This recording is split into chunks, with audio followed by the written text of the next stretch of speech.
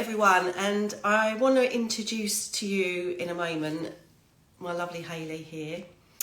Today is another one of my Unstoppable series, but this one's very special and very different because Hayleigh is a client of mine. She's also a member of my family as well, but we've worked together and she's very kindly coming on here to share a story really about how we work together and, you know, how I basically helped you transform your life, right? Thanks for that.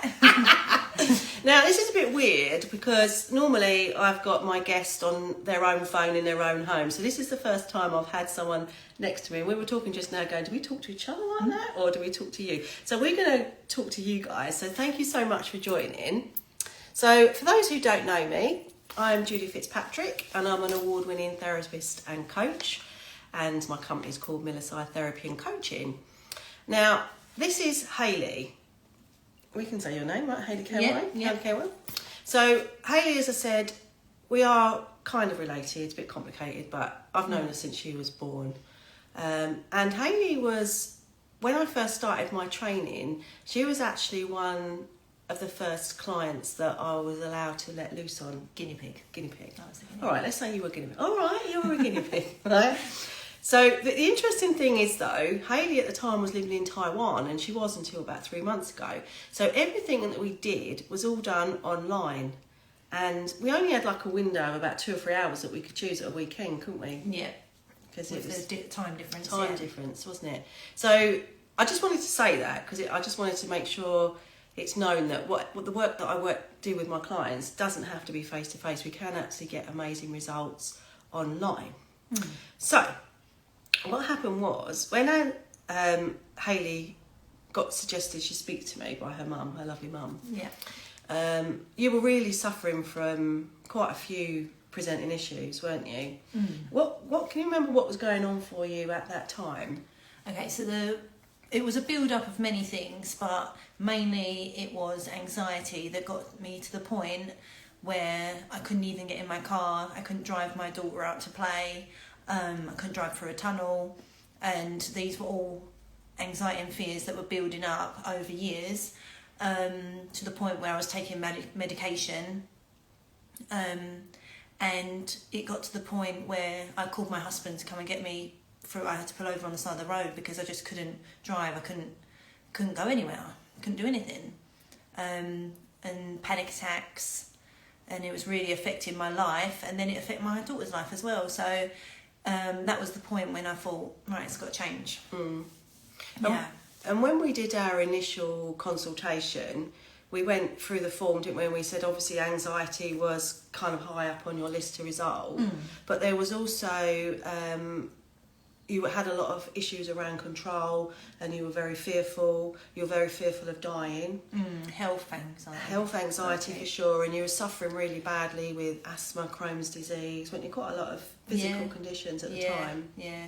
And it was all based on the anxiety. It was just coming out in different ways, wasn't it? Yeah. And this is what, when I work with my clients now, this is what I try to explain to them, because our whole body is our subconscious mind. And if we don't release our feelings and address what's going on for us, then we can hold it in our body and it will manifest in physical conditions or psychological conditions like stress, anxiety and overwhelm. Or in my case, both. Or in your case, both, yeah. And one of the things was as well, you already had your daughter Abigail at the time, which was almost 3, wasn't she? Yeah, almost. And you were really, really wanted to have another child. But you were really suffering from health anxiety because, bless your heart, you nearly died when you had Abigail, didn't you? Yeah, there were complications after birth. And I've always wanted a big family. I always wanted lots of children. But after having that experience, I was petrified. I didn't want to get pregnant again, but I did. I wanted to have more children, but I didn't want to be pregnant. Yeah. Well, because why wouldn't you be scared if you'd gone through that traumatic experience? Yeah.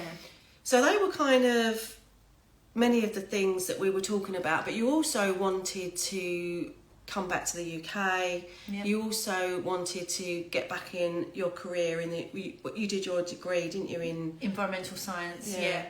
Yeah, there was. I wanted a lot of big changes. There was a lot of, and this had been building up for years. As again, this was all in the cards, but one thing at a time, wasn't it? Focus on one thing at a time. But I wanted a lot. I wanted everything. I wanted it all. And why not? Yeah, you can have whatever you want, darling. Yeah, and that's another thing that I've learned over the last few years as well is. We can have what we want. Sometimes we need help to get it, but it is about believing in ourselves and raising our vibration and getting to where we want to be. Exactly. Why not? Why not? Why not? Why can't you? Yeah, it's true. Why can't I? Exactly. Yeah. So the first session we worked on, well, we've just been going through and checking actually, but it was for confirmation. It was August 2021. Yeah. And we worked on anxiety. So remember, it was all over on Zoom. And for those that don't know how it works, when I'm working with my clients, we don't talk about the issue. We go and identify the root cause of it, right? So what we do is we have a coaching session beforehand where we go deep diving to find out what issues you want to work on.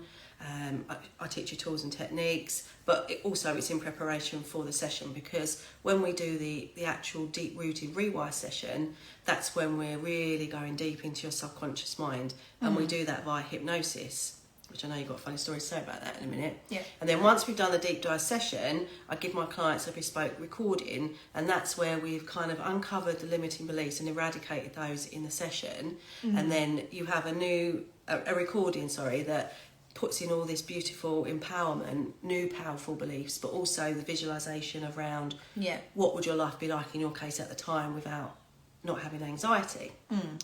So there we were all prepared, and you went, what do you mean we're going to do hypnosis? So my mum said, Julie can help you, you don't need to take your medication, you can just get your help for this and find out what's going on. So I was interested to find out where the anxiety was coming from, because it had been even from a child at teenage years, and I thought, right, I'm going to give it a try.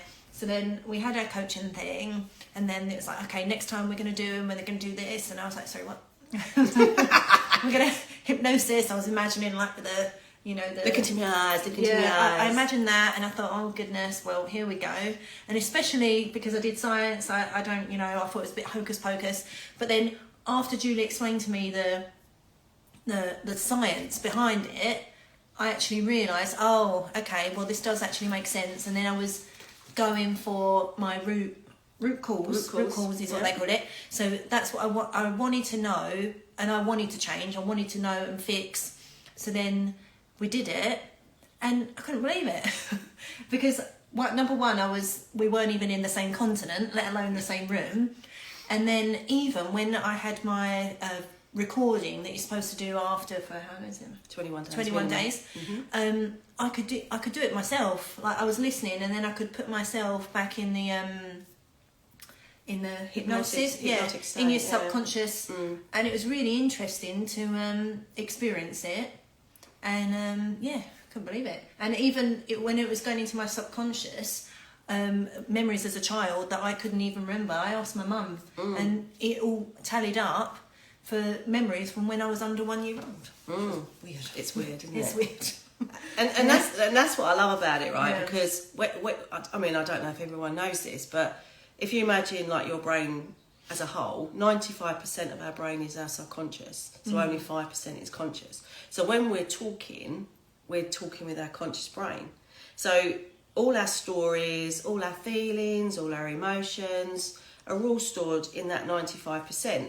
And if we're in like an anxiety, in a mode of anxiety or stress and overwhelm, we're not, like sometimes you're in like a panic attack and you're like, I can't think. And that's because you're trying to think of everything in that 5%. And because you're not relaxed, you're not tapping in to that 95% where all your memories are. So like if you're going to go for an exam and you're in like that anxious state or panic mode, that's why you can't remember the answers, because you know it, but you're not calm and you can't tap into the information. It's learning to access it.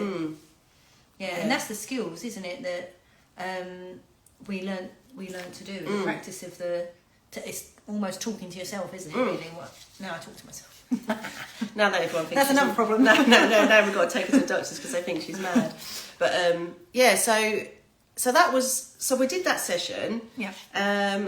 And after that, you stopped taking your medication, which obviously you followed doctor's instructions. Yeah. But then you don't need that anymore. I didn't have a panic attack since that first session.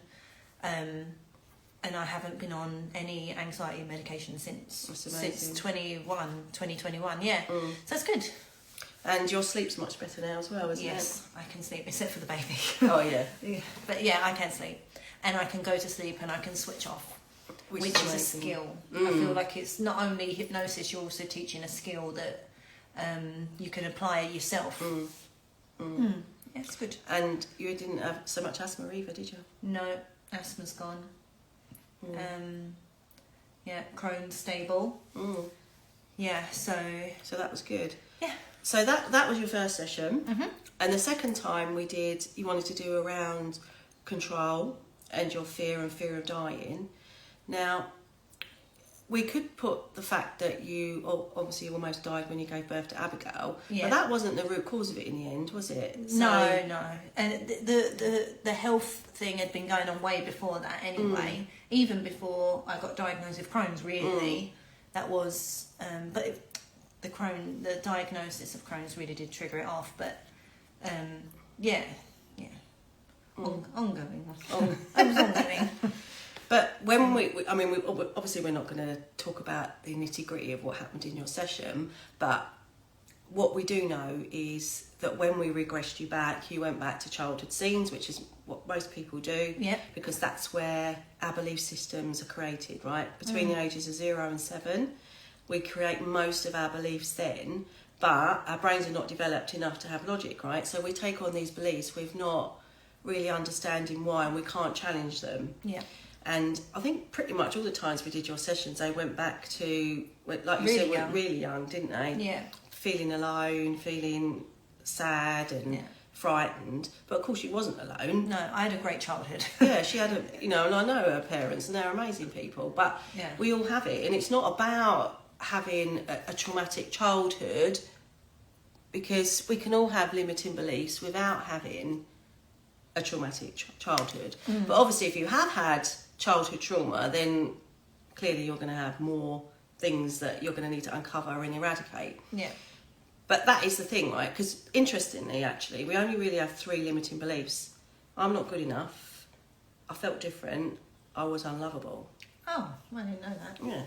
So regardless of how many presenting issues that we mainly have, they normally go down to those ones. And this is why this process is so good, because when you get to the root cause and you eradicate it, that's why you can tick off more than one thing at a time. That's why we're able to, get you feeling a lot better all round. Yeah, that first one was that was your biggest one. The biggest umbrella that all the others come under, really. And you were saying earlier on as well, weren't you, that that one was really, really deep, that first one. Yeah, the first one was deep, and even the recordings I could go down, and that was the deepest I felt. I couldn't even move my arms, could I? No. So you move your arms, I was like, I can't. It's weird. And it was also really emotional, and I was really upset, but I didn't know why. But I felt the emotion of when I was a baby, but I couldn't. There's no reason for it other than that I was remembering. It was really bizarre. And then after, I just had to go to. She was like, "You said you might feel quite tired after," and I did. I was exhausted. I went straight to bed. But it was like exhausting, exposing those emotions. And this is the thing, right? When we don't release our feelings and emotions, like we were saying earlier, and we hold them in our body, that's when it was manifesting. Yeah. And that's because you wasn't letting go and you weren't freeing yourself of that emotion, then that's why it was holding itself in those conditions. So in the session, we go back to a time and a place and event, but we look at say when we're doing anxiety, we'll go, right, I'm going to regress your brain back to a time when anxiety first became an issue for you. Where are you? And your brain comes up with a scene, doesn't it? Like a memory. Yeah. But what we look at is what limiting beliefs have you created at that time, but also we look at where you're feeling it in your body. And that's where we find it, isn't it? And then we release it. Yeah. And we tell it to go. We tell it to go. Yeah. There's a process called role, function, purpose, intention, RFPI, which is my favourite. And that is when we talk to parts of us. And we literally talk to I still do that now. Do you? Yeah. I try. It's not quite as easy doing it on yourself. You can do it on yourself. Yeah, well, yeah. But basically, our brain's only job is to protect us, right? So as soon as it thinks that we're putting ourselves in danger, it will come up with something to stop us from doing it. That's what I was doing, the part of the health anxiety, wasn't it? I was making myself ill. And when Julie explained it all, and then it just made so much sense. I couldn't believe that I was doing that to myself, but I was. But you weren't consciously doing it I to wasn't yourself. consciously And that's the important thing. Yeah. No one deliberately has anxiety or lack of confidence or wants to have it, right? No one wants and does it on purpose to have physical conditions. It's because it's lack of knowledge. And it's only now, I think, that because doctors and that obviously are amazing and have done wonders in this world, right? But they're very scientific. But then you've always got the holistic side of things, which has been going on for billions of years, right? Yeah. But they don't always collide, those worlds. But I think now, because a lot of the woo-woo holistic side of things can be more scientifically proven now, this group over here are now willing to take it on board. Yeah. And now, then there's a lot of books. I'm reading one at the moment, Body Says No by Gabor Mate. But it's all about how we're holding feelings and emotions, how physical conditions come out. So it's really important about releasing. Yeah, and I think the doctors, they always say, it's stress, but then what is that stress and where does it come from? That's the point, isn't it? Yeah, and they don't ever ask that. No, and that is the point. That was what helped me, was to find that root cause.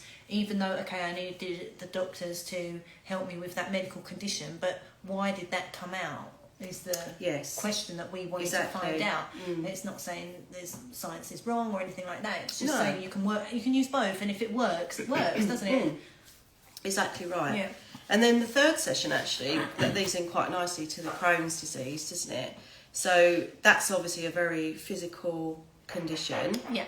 And when we definitely talked to that part to find out what its role, function, purpose was. And I can't remember what it was now. I think it was about coming to England, wasn't it? Yeah, it was. It was my subconscious telling me, forcing me to go home, which I had wanted to do for a long time. I have a really close relationship with my family, and I wanted that, and I wanted that for my daughter as well. And it was forcing myself because I wasn't doing it. I wasn't. I kept putting it off because of fear.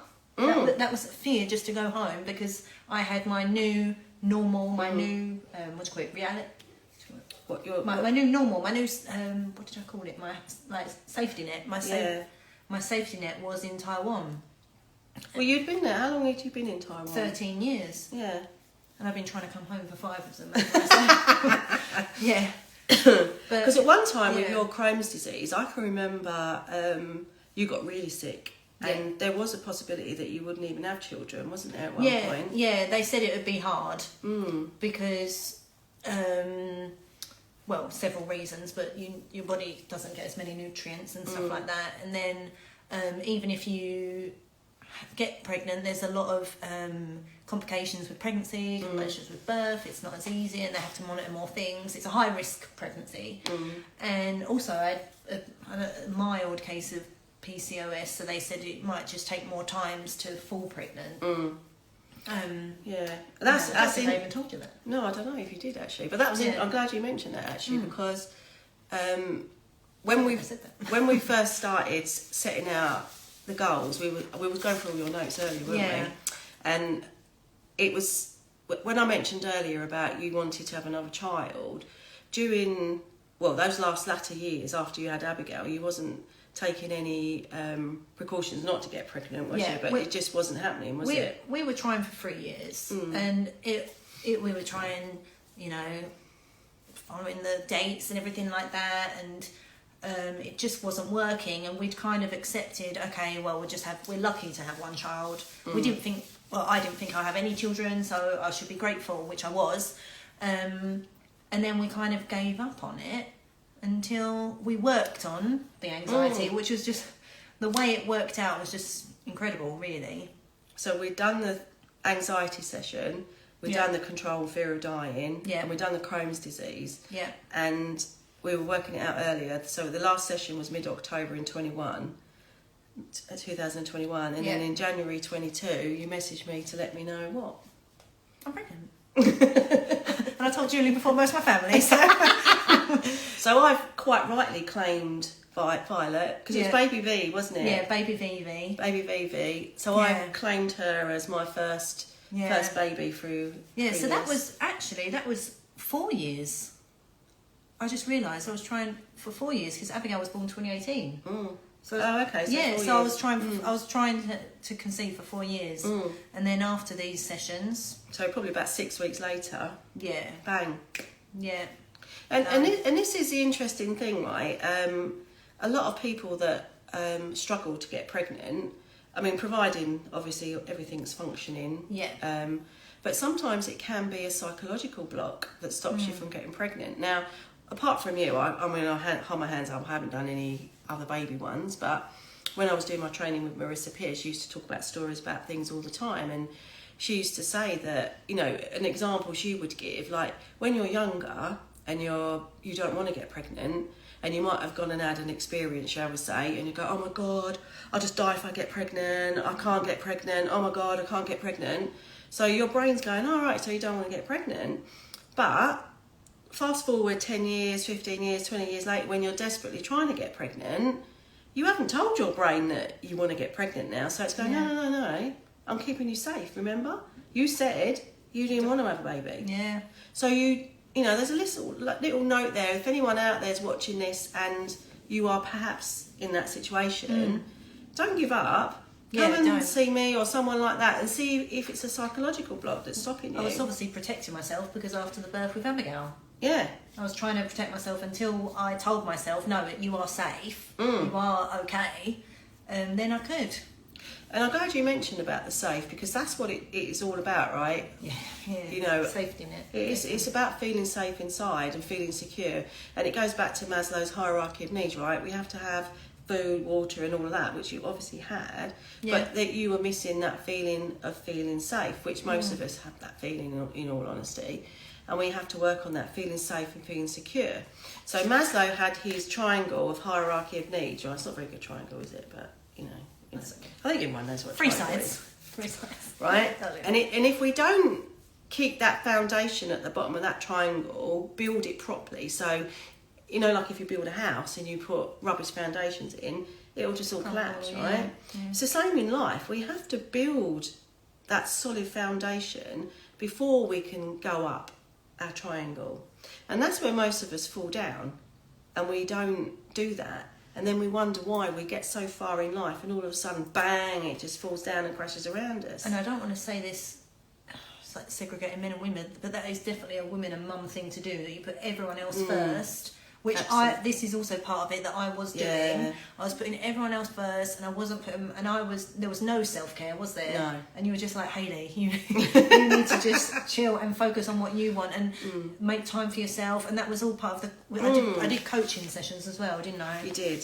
And then that was all part of it, that when I started, taking care of myself, then my body was like, okay, now you probably can have a baby, because you'll feel more... You was more relaxed. Better, more relaxed. You know, you started reading. But what was lovely, because you had your bigger game plan of wanting to come to the UK, and you wanted to get back into your career as well, didn't you? Yeah. So after those sessions... Well, obviously you were pregnant at this time. Which Unknowingly pregnant. Also, but you signed up for some more training, didn't masters, you? Masters, yeah. I did a semester as my masters that I hope to continue. But I did half of it and signed up for it not really, and I was realising I was pregnant. So luckily I'd only done a semester pregnant. But that was amazing though, right? Because it opened up your mind again, didn't it, to wanting to do something and being creative and doing something for you. Making the time to do something that I wanted to do, Yeah, which you wouldn't have absolutely done before. I would never have done, never. No, and then when we were looking earlier, because I did make some notes at the time when we were doing the sessions, which was really quite handy, wasn't it? Yeah. And we were looking at some of these just now, and some of your goals were your career, to look at your career, which you did start doing, move back to the UK, have another baby, and have fun in life. And she'd go, no, but I've done all them now. Yeah. The career thing is definitely still in progress, but it is moving. Whereas I was in stalemate for 13 years, basically. I've been... Yeah. I mean, obviously, right now, you've got to focus. You've only been back in the UK for 3 months, right? Yeah. So you've got to get all your ducks in a line first, and daycare and all that, because you've got 2 young children, right? Yeah. But what you have started doing is thinking about yourself again, thinking about what you want to do. And what was it you said to me earlier when you said, I'm ready? Oh, yeah, I can't wait for an interview. Yeah, because she's so ready to get, when the time's right. Yeah. So ready. 6 months' time. Yeah. I've got a goal. Look at her, I love it. Yeah, before I was not like this. I didn't have the confidence to... Well, I've always been a confident person, but not in my career, to be able to go into an interview and say, I can do it. And if I can't do it, I know I can learn to do it. And that is a confidence thing that we've been working on about why not? Why can't I? If you believe in yourself, in your ability, and if you want it, you can get it. You just have to push. Sometimes you need to push. And this is the thing, you can have your visions and dreams, which we should all absolutely do, right? Oh, so that's what you corrected me on, my language, the way I was talking about, I can't, or my something. No, I will, and then it will happen. Or I don't know how to do it yet, but I'll do what I need to do to find out. Yeah. And I did pick you up as well before, didn't I, about calling it, when we've got an illness as well, we don't ever own it by saying it's my. Yeah. You just said the word "why" and it made me remember. Yeah. But that was the other thing. And then once you was pregnant, you said to me, can we do another session? Because you wanted to do it on the health anxiety around the fear of being pregnant. And because obviously at this point... I did have a rough time being pregnant. Yeah. The second time, not physically, but mentally. Because obviously you knew it was one way or another, this baby was going to come out, right? You know, everyone's petrified as a woman. It is normal. Yeah, but when you've been through what you went through the first time, no wonder. Yeah, and it is. You know, if you have had a troubled first birth, the doctors are more on it, and it is. They made it so safe the second time because they do preempt. Is that the right word? Preempt. They do prepare for what could happen. But you've still got 9 months or 6 months of thinking. I was thinking about it 24/7, and that was the problem, wasn't it? And that was couldn't do anything about it. But it was very pregnant. It was just playing with your mind. One day you were excited, one day you're not. One day you're just thinking, I can't. Like, how am I going to do it? But we just worked a little bit around tweaking how you were feeling, and we did a nice, relaxing audio, didn't we? Yeah. But that to listen to for the birth, wasn't it? And when it was coming up, didn't I have that? Yeah. I did. I had a listening. Yeah. Yeah. And it was just to make you feel relaxed, wasn't it? And, yeah. And you said earlier that actually you felt really quite calm, didn't you? Yeah, I was surprised. With my second child, because I had worked on it, I didn't have a panic. I still haven't had a panic attack since that first one, but considering the situation, I thought, I was nervous and everything, and you're in a hospital, so it's never nice, is it? But all things considered, I didn't panic. I didn't have an anxiety. I was trusting in the doctors, and that was one thing that you said, like, you've got to. It's a control, probably, isn't it? Control, it is about control, but that. The doctors, they do that every day. That's normal for them. For us, it's not. No. I think you had literally said that. You said for them, it's their work. It's their what we're doing. But because it was calm. It was alright, and it was okay. It was calm, and I was fine. And it's not irrational to have those thoughts, but you need to control it, and that is the point. That you can't let it get out of hand. So how do you deal with everyday life now? Because obviously we have to be realistic, right? We can do a lot of work on ourselves, but it's still, there's always going to be some things in life. It's not going to be rainbows and unicorns all the time, right? Yeah, there's always going to be new things to feel anxious about. Yeah. So how do you deal with things now in comparison to how you dealt with them before? Okay, so firstly, I'm not on any medication, but second is I can actually switch off now, which is a skill that you've taught me, and also about telling my, I don't know the names for it, but so if I start to feel anxiety or something's wrong, I literally close my eyes and I talk to, I don't say it out loud, I don't know if you should or not, but I say to myself, okay, well, thank you for trying to protect me. Is what we did. Yeah. I don't know, you know. Because you're talking to the part of you. I'm point, talking. I do that. I talk to my part of me. Thank you for trying to protect me, but I don't need it. Like I know that it's going to be okay. I can believe what's going to happen is right, and I thank you, but I don't need you. That's what I say. And also, what was the other one? You put it in a ball and you throw it away. Oh yeah. Yeah, I like that. I don't do that one anymore. That's so good. Did you like that one? I still do it. Yeah, when you literally physically touch, you grab your anxiety and you just put it in a ball. Threw it away. Yeah. Oh yeah, I forgot about that. Yeah. I don't do that anymore. Yeah, I do that. Do you? Yeah. I talk to myself and then just go like that, and it works. I don't know. I'll have to dig that back out. I can't remember what that was now, but I do know what it was, but I can't remember the full sequence. It's very easy though. Yeah. It's a little bit like when we do the role, function, purpose, intention, when you visualise what it looks like. Yeah, I do that first, and then I physically, and then throw it. I say, I don't need you anymore, bye. It works. Oh, interesting. Thank you for that reminder. But so all in all, when you're in a situation now, then you're listening to the words you're telling yourself now, and you challenge yourself, don't you? You go, whoa. Because I mean, I didn't have a lot of these tools when I did it with you, but with the Rise and Shine training that I do now, we have one called the Razzle Rule, and that's about like after recognise. You recognise what's going on, so you're starting talking to this thought that's coming into your head, and then you kind of like accept it and go, oh, it's like rubbish, and stop it in the tracks before you get to that point. That's it. You have to stop it. So you're almost like it comes in and then it goes out, rather than coming in and then you just play with it and let it take over your life. Yeah, and then it becomes physical. And then once you've recognised it and accepted it, then you smile or change your state, and then you just acknowledge it and you go, thanks for telling me, and then get on with your life. Yeah. But it's really important to listen to the language we use and don't talk to ourselves in a negative way. Because your brain will listen to what you tell it. So if we say to ourselves, oh, I'm rubbish, I'm crap, I'm never going to be able to do this, your brain won't question it. It'll just go, all right. Yeah, or I'm never going to get that job because I haven't had any progress so far. Well, if you have that thinking, then you definitely won't. But if you keep going, there's going to be a break somewhere. Exactly. And that comes back to, like, if you're talking negatively and putting that negative vibe out there, then that's all you're going to get back in return, isn't it? So as soon as you can start being more positive and put a more positive vibe out there, then that's what you're going to attract. It is the law of attraction. You attract what you put out there. I'm trying to do that. I wouldn't say I've got that 100% yet. But it's all work in progress. It is work in progress. I would say I'm about 70-80% with that. But I can recognise it now. That's the point. Yeah, and that's amazing. Yeah.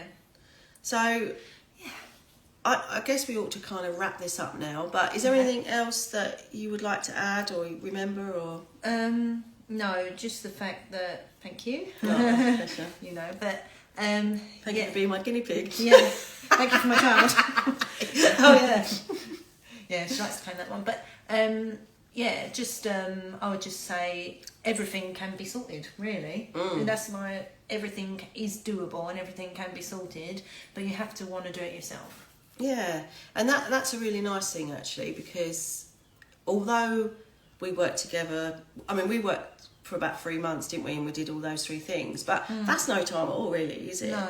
And this is the difference. What I do is so fast, because you can have instant results there and then, can't you, in the actual session? Yeah, literally. So I was on anti.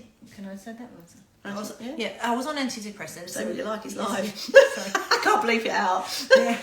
I was on antidepressants, and then after this, I stopped taking them, and I was also taking some anti-anxiety pills as and when. and I also stopped taking those, and then literally that was the next day, and then I could sleep. And I listened to that recording, and I said to you, didn't I? I said, I don't know if I'm doing it right, because I sometimes wouldn't even get to the end of it because I was going to sleep, which would never have happened. And it was only 15 minutes, so that I was literally going to sleep. You were like, don't worry, it's still going in you even though you're asleep. But yeah, I would say instant. And then that, after that 3 months, and then having Violet, and then when I was pregnant, I needed that help. But you know, I think everything is ongoing. With, even if you haven't got anxiety, you can always work on yourself, and like you say, the language and everything. But for me, I would just say, if you've got any anxiety or like anything you're struggling with, it can be fixed, and it doesn't have to have a plaster on it. You have to be willing to open, and then you can fix it. There's no point living your life in a way that you don't. I didn't want to live like that. And if you want to change and you don't want to be in that position, then why not do it? You know, why not be happy? Exactly. Life is too short, right? Yeah. You know, and it's all doable. It's all fixable. And like you say, I think the moral of the story is, you don't have to suffer. No. It can be fixed, and it's just a little bit of deep root. It can be a bit uncomfortable sometimes. It was emotional. It's emotional, but that's the whole point as well of releasing, isn't it?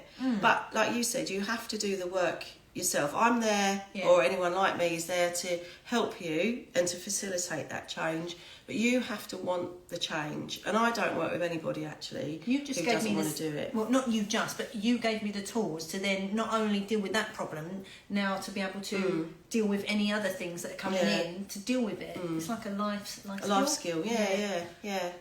And that's it. And then you're like an onion, really. So once you start peeling away that onion, sometimes you want to go and work on something else. And I've got some clients now that I've worked with, like in the earlier days, and they're coming back, not because that issue's come back, but it's more of the fact that, do you know what, I've noticed now that this is coming, now can I work on this? Because you don't always know what's underneath until you uncover that first layer. Or not only that, if you've fixed something and you think, well, I want to fix more, then you start to realise, see the results, and you feel like, oh, I can be better, I want to do, I can be better. Just... Well, that's fine. You want to be a better version of yourself. Of yourself, not trying to be anyone else. Says, isn't it? Be the best version of yourself. Was that on purpose? You couldn't have read it because it's all backwards, isn't it? But it is. It's about being the best versions of who we are and living our best lives and basically becoming unstoppable. Can't believe I've not mentioned that word. Yeah, be unstoppable, and I think happy. Yeah. Happy, content. Yeah. And the same happened with me, really. When I had a lovely childhood, but I still had limiting beliefs, and that stopped me from having the confidence to believe in myself, because I felt I wasn't good enough. And starting your own business. Starting my own business. And then when you start your own business, it comes out even more then, because then you're forced to do stuff like this, right? But I love doing this now. I've had no training in it, as you can probably tell, but I love it, because it's so much easier just to have a conversation, and it's another way of getting your face out there, isn't it? And this is who I am. I've got a stinking cold today, so I'm sorry about that, but got my Barry White voice on. But I could have cancelled it, but I thought that doesn't matter, does it? It's like, we still do it. And it's just about being yourself, being the best version of yourself, and knowing that if you want to make changes, then you need to work at it. It's not just going to happen, but it's about investing in yourself and investing in your future and making it a better place, isn't it? Yep. So thank you so much, my darling, for coming on. Thank you. And it's so lovely to have you back in the UK. Thank you. And she kept promising you to do this, didn't you? And you went, let's just wait until I come home, which is great. And now you're building your life over here. And we might work together again. We don't know, do we? Yep. When you've got another little layer of your onion to uncover. Yeah. So thanks everyone for watching. Thank you. I hope you enjoyed this little special edition. And I look forward to seeing you next week on my next episode of my Become Unstoppable series. Thank you for watching. And if you're watching this on replay, thank you for watching too. Take care, everyone. Have a great day.